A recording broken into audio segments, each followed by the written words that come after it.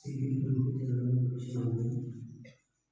जन से जन्म वाले प्रत्यक्ष प्रकट वाले चारों प्राणियों के चरणों में शरण बहुत जन सरस्वती प्रभु के चरणों गुरु भगवत के चरणों में आपका मालूम होगा सब उपस्थित उपस्थित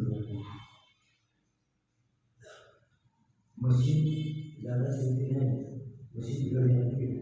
ऐसी स्थिति में मशीन की बात है, थोड़ी मशीन गड़बड़ है तो उसे स्वीकार कर लेना। मशीन की गड़बड़ी के कारण मशीन तो पूरा काम नहीं कर पा रही है, तो फिर भी हम प्रयास करते हैं क्योंकि हमारे अग्निशमन पूरे में डुबकी लगाते जा रहे हैं, उनको बाहर निकालना जरूरी है, इसलिए अपना प्रयास करते हैं। आवाज़ को प्रयास करिएगा। राजकुमार अपना खेल खेल रहा है, उसकी मजा किसी प्राणी की सजा बन रही है, पर फिर भी वह स्वार्थी इतना मजबूर है कि उसे ये भान हो रहा है कि मेरी पीड़ा से उस अभिशर्मा क्या होगा। लेकिन जब स्वार्थ कभी होता है तब हम सब कुछ भूल जाते हैं। मुझे मिल रहा है जैसे वो कांच की छुरी थी, कितना छोटा सा प्राणी है, कितना छोटा सा प्राणी है, और उसको भी पकड़ने के लिए कितने सारे पिंजरे और कितनी सारी दवाइयाँ, कितनी सारी व्यवस्थाएं। सिर्फ एक स्वार्थ की बिना नुकसान नहीं होना चाहिए। बिहार का हम भांति भांति के शहरों में जाते हैं, भांति भांति के लोगों से मिलते हैं। एक बार बिहार को हमने ऐसे घर में रुकने का काम पड़ा जहाँ पर चूहों की कुछ फौज थी और उनकी छोटी सी एक घर में इंडस्ट्री थी, दाल में छोटा सा सबूत था, और उन्होंने बताया कि हमारा साहब पिछले कई वर्षों से चूहे नुकसान कर रहे हैं और हमने उनका इतना बंद कर दिया। हमने मान लिया कि वर्ष भर में इतने नुकसान चूहे करेंगी, हमने एक्सेप्ट कर लिया है कि इतना नुकसान तो हो गई, लेकिन हमको चूहों का नुकसान नहीं कर रहे हैं, क्योंकि हमने सारे हथकंडे भी अपना लिए, लेकिन अभी सीमेंट की छप्पी बना दी, मतलब सीमेंट से पूरा आंगन भी बना दिया, उसके बाद उसको भी खोद के निकल जाए। अब क्या करें हमारे साथ, हम उनके साथ में हमने जीना सीख लिया है। तो जहाँ पर स्वार्थ पर थोड़ा सा करुणा की बूंदें गिर जाती है, दया के परिणाम आ जाते हैं, तो व्यक्ति सोचता है स्वार्थ में इतने भी अंधे न हो जाए कि उसने तो हमारी सिर्फ सामग्री का नुकसान किया है, हम उसको ज़िंदगी से बेदखल कर दें तो ज़्यादा बड़े हिंसक कौन होंगे। चूहे ने तो कुछ 10-20 हज़ार का नुकसान किया होगा, लेकिन आपने तो उसको ज़िंदगी से बेदखल कर दिया, तो बड़ी हिंसा किसने की। पर जहाँ पर स्वार्थ होता है, मज़ा आता है, फटाके फोड़ते हैं, कितना मज़ा आता है, जो फोड़ते हैं उनको मज़ा आता होगा, पर उनको याद रखना चाहिए कि जब नरक में हमें सज़ा मिलेगी उस समय हमारी क्या दशा होगी। वो गुणसेन नाम से तो गुणसेन है, लेकिन किसी को पीड़ा देने में उसे आनंद आ रहा है, और उसकी पीड़ा के कारण किसी माता पिता के आंखों से आंसू रुकते नहीं, सतत आंसू की बरसात हो रही है, लेकिन गुणसेन को दया नहीं आ रही। नगर वासियों को दया आ रही है कि ये कैसा खेल खेल रहा है हमारा राजकुमार, जो भाभी में हमारे राजा बनेंगे, वो ऐसा काम करेंगे, ऐसे उच्छृंखल कार्य वो करेंगे, ऐसा उत्पीड़न किसी प्राणी का करेंगे, तो प्रजा का क्या होगा। राजा प्रजा पाल होते हैं, प्रजा वत्सल होते हैं, और वहीं अगर प्रजा के भक्षक बन जाए, रक्षक की अगर भक्षक बन जाए, बाढ़ यदि खेत को खाने लग जाए, तो बाढ़ का क्या काम, बाढ़ किस काम की। तो ऐसे ही सारे नगरजन नाराज है राजकुमार की गतिविधियों से, और सभी एक निर्णय करते हैं कि महाजनों की शक्ति बहुत होती है। महाजन ने व्यापारी वर्ग सारे राज्य की रीढ़ की हड्डी होती है। यदि व्यापारी वर्ग दुष्ट हो जाए तो सत्ता हिल जाती है, और सभी महाजनों ने, सभी श्रेष्ठीवर्यों ने मिलकर एक निर्णय लिया कि हम क्या करें, हम राजा साहब के पास जाएंगे, राजा साहब को अपनी बात बताएंगे, और राजा प्रजा वत्सल है, प्रजा की सार संभाल लेने वाले हैं, वो जरूर उचित न्याय देंगे, न्यायोचित व्यवस्था स्थापन करेंगे। ऐसे विश्वास के साथ में उन सब ने मिलकर एक निर्णय लिया कि कभी कोई बात रखनी हो तो किसी एक मुखिया को सामने रख दो। सबके सब बोलेंगे तो बात का इम्पैक्ट नहीं पड़ेगा, वजन नहीं पड़ेगा। इस तरह सब ने अपने बीच से जो नगर सेठ थे, जिनका नाम प्रिय मित्र था, उन्हें चयन किया कि इनके नेतृत्व में हम राजा साहब के पास जाएंगे और प्रिय मित्र जी अपनी बात राजा साहब के सामने रखेंगे। वो सभी जाते हैं। राजा साहब के पास में जैसे वो पहुँचते हैं, राजा उनका सम्मान करते हैं, यथोचित स्थान उन्हें प्रदान करते हैं और फिर आने का कारण पूछते हैं। उस समय प्रिय मित्र आगे आकर अपनी बात राजा के सामने रखते हैं कि राजन, नगर में कुछ घटनाएं घट रही है, शायद आप उससे वाकिफ़ नहीं होंगे, नहीं तो आपके सुशासन में ऐसी घटनाएं नहीं घटती। राजा कहते बात क्या हुई, बताइए तो सही। वो बोलते हैं कि राजकुमार एक बच्चे को खिलौना बनाकर भांति भांति की यातनाएं दे रहे हैं। राजा साहब कहते हैं कि अरे क्या बात हुई ऐसी। बोलते हैं कि हमारे यहाँ पर एक पुरोहित जी यज्ञदत्त, उनका पुत्र जो कि कुदरत ने उसे ऐसा शरीर दिया कि सबके उपहास का पात्र बन जाता है। तो राजा कहते हैं इसमें क्या बड़ी बात है, यदि किसी का शरीर बेढंगा हो, कोई बदसूरत हो, उसे देखकर सबको हंसी आ जाती है और उसके साथ में कोई खेल खेले, तो इसमें मेरे पास आने की क्या बात है। शिकायत करने की और महाजनों को शिकायत करने आना पड़े, ऐसा क्या हुआ उसमें।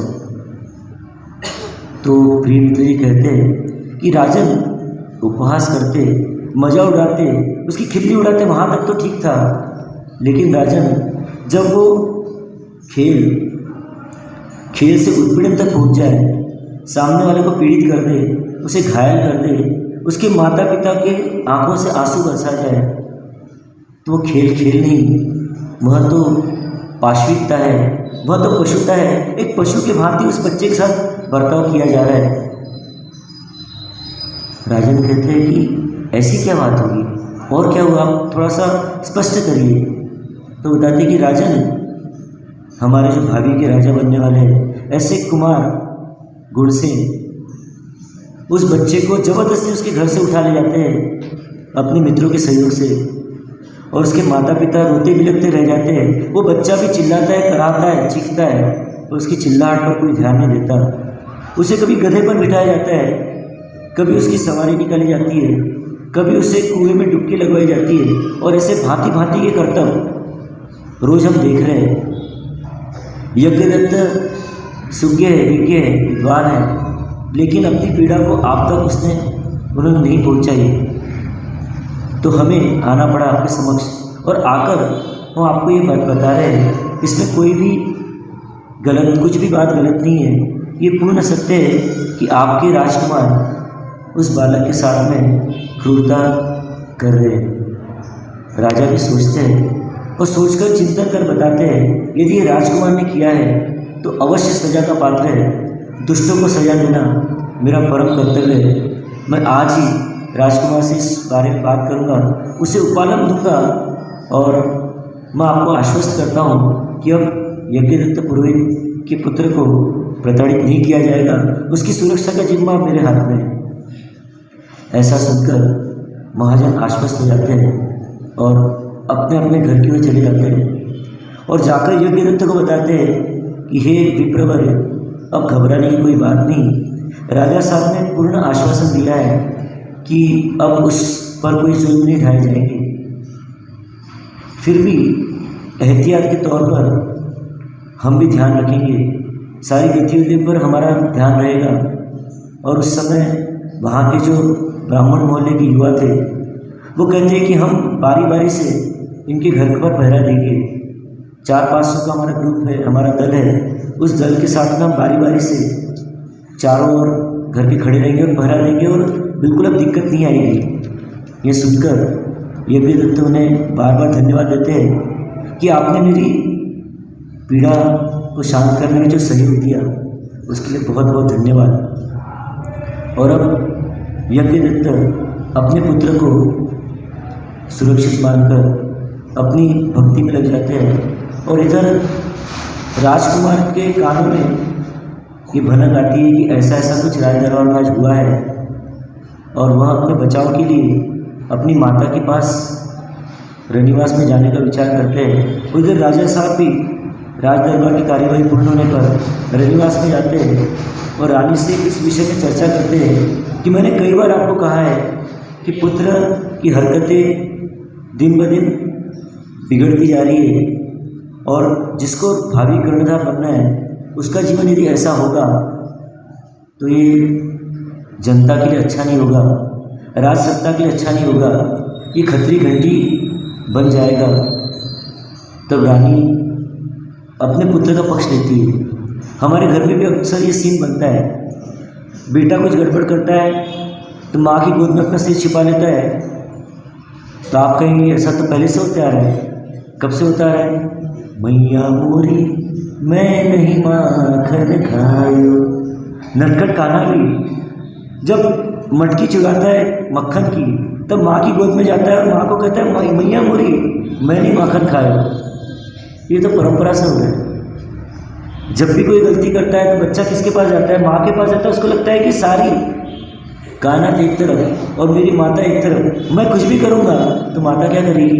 मेरा पक्ष लेगी। राजा भी कहते हैं कि आपने उसका पक्ष ले लेकर उसे बिगाड़ दिया। ऐसा अगर आपको पतिदेव बोले तो आप क्या बोलोगे? हाँ मैं बिगाड़ती हूँ ना, मैं सब उसे बुरा सिखाती हूँ, आप तो कुछ करते ही नहीं। आपने कितना ध्यान दिया अपने बच्चे पर? बस दिन भर कमाना कमाना कमाना। कितनी बार आपने पूछा बच्चे को कि तुम्हें कुछ आवश्यकता है क्या? जैसे उस दिन हमारी बात हुई थी कि बच्चे ने बोला पापा आप 500 रुपये मुझे दे दीजिए क्योंकि मुझे आपका 1 घंटा चाहिए। 500 रुपये मेरे पास है, आप 500 रुपये दे दीजिए क्योंकि आपके पास में पैसा तो है पर मेरे लिए समय नहीं।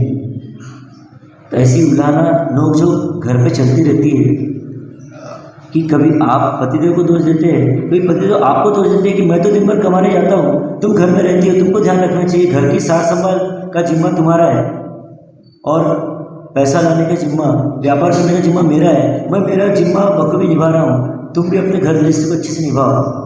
वैसे रानी कहती है कि आप तो पीछे पड़े रहते हो। अरे कुमार ने कर क्या दिया? अगर छोटा बच्चा है और सब में खेल रहे हैं और उनको आनंद आता है तो क्या दिक्कत? उनकी नोकझोंक चली रही है। उसी समय कुमार का भी वहाँ पर आना हो जाता है और पिता को देखकर वो ठिठक जाते हैं। पर पिताजी उन्हें बुलाते हैं कि और राजकुमार कैसे चल रहा है? कुछ देर बात करते हैं और फिर कहते हैं कि भोजन का समय हो गया है, हम साथ बैठकर भोजन कर लेते हैं। पिता ने ये नहीं पूछा कि तुम्हें भोजन करना है क्या, भोजन करने बैठना है। जब ऑर्डर होता है तो ना नहीं कर सकते।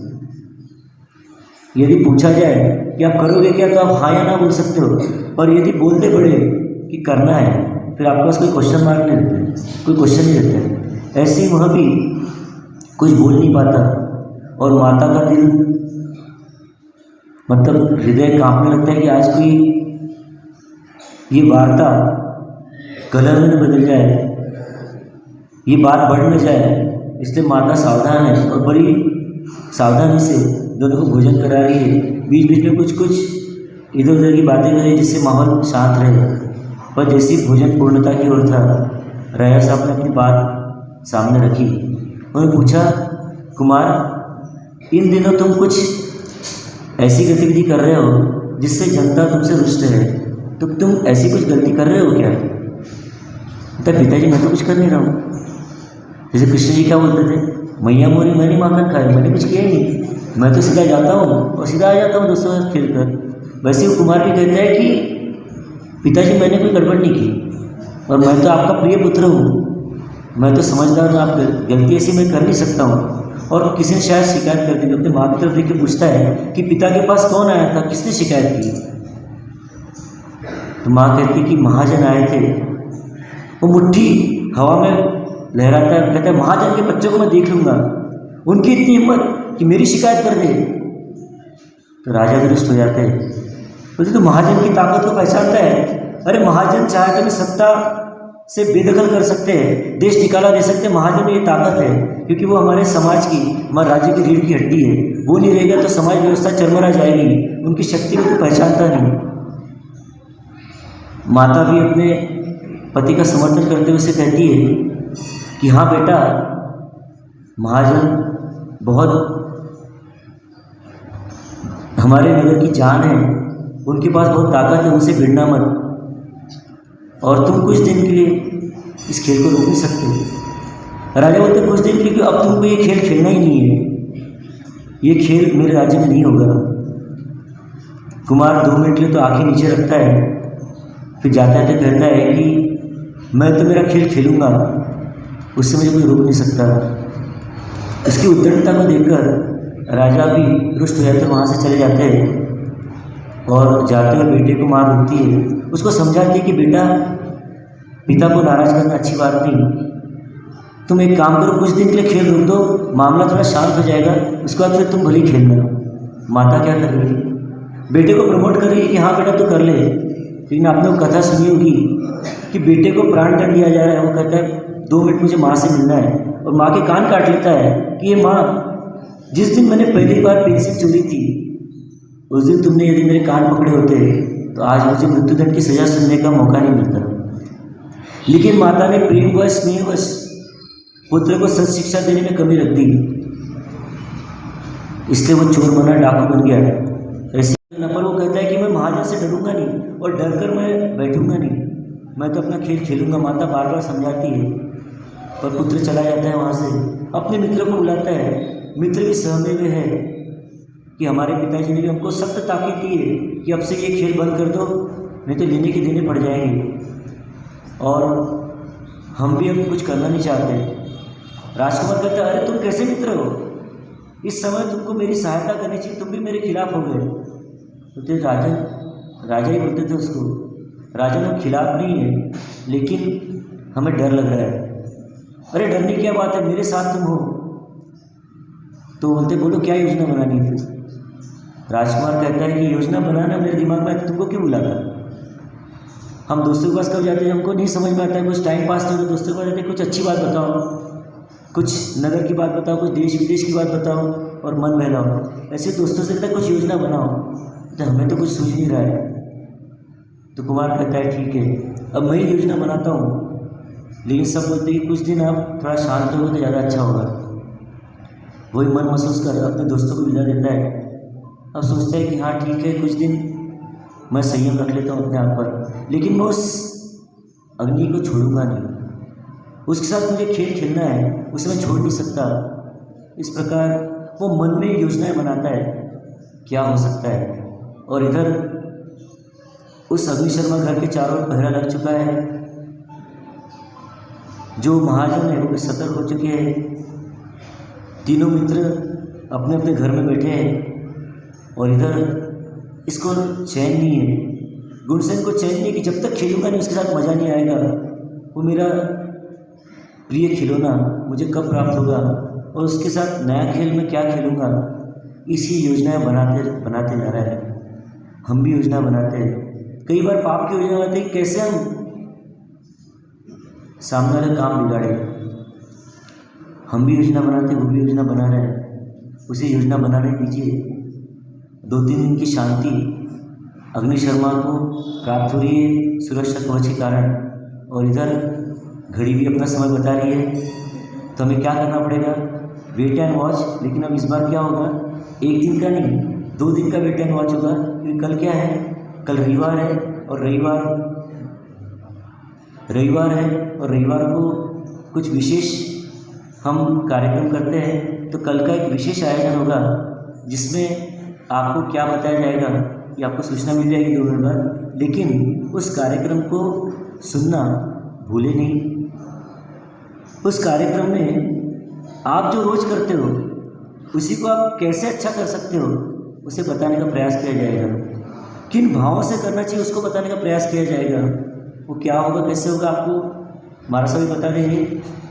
लेकिन उसके पहले हम एक बात ध्यान में रख लें कि कल रविवार का दिन है, छुट्टी का दिन है। समय को थोड़ा ऐसा नियोजित करें कि थोड़ा यदि लेट हो जाए तो हमको जाने का यहाँ से हम प्रयास न करें, मानो ये सोच लें कि कुछ देर तक वहाँ पर दिशा शूल उस दिशा में जाना नहीं है। दिशा शूल होता है तो हम जाते नहीं हैं, कहीं जाना हो, दुकान जाना हो और दिशा शूल हो किसी दिशा में, तो मान लेना कि इस दिशा में दिशा शूल है। अब जितने बच जाए हम कोशिश करेंगे जल्द से इसको पूरा कर ले, समेट ले, पर कभी लेट हो जाए तो मानना होता है दिशा शूल उस दिशा में प्रयाण मत करना, ठीक है। तो वेट एंड वॉच।